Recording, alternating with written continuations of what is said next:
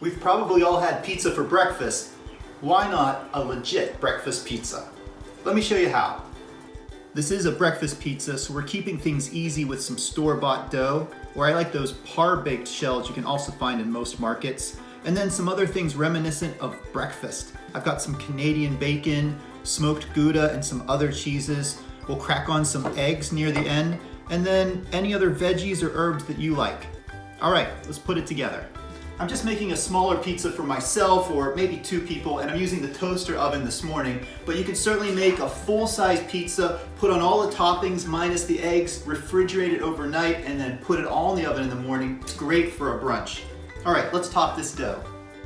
We're gonna first start out by making a little base, and since we're not using sauce, I'm actually using a little curd cheese. This is cottage cheese, or you could use ricotta. Just wanna make a nice light layer. I also like to take a spoon and make a couple little divots on where I might be cracking my eggs later. Just a light sprinkle of some mozzarella, and I also love this Gouda cheese. I think we'll just give it a little slice, maybe some fun triangles. Top that throughout. I love the smokiness, and maybe the same thing with some of our Canadian style bacon.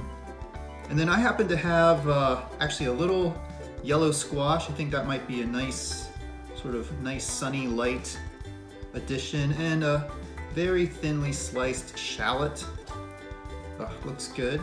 And I'm purposely leaving a couple of blank areas so I can throw on those eggs here towards the end. We're gonna give the pizza a head start in the oven for about 10 to 12 minutes. This dough bakes off in about 18 minutes total. In the last 5 or 7 minutes, we'll crack on our eggs and let them set. I like them to be a little bit runny.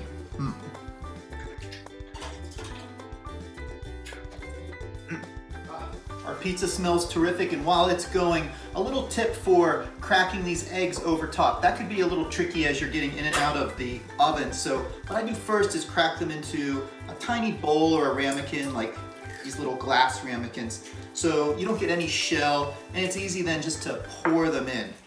Okay, we just have a couple of minutes left. Let's try and put these eggs on as carefully as we can.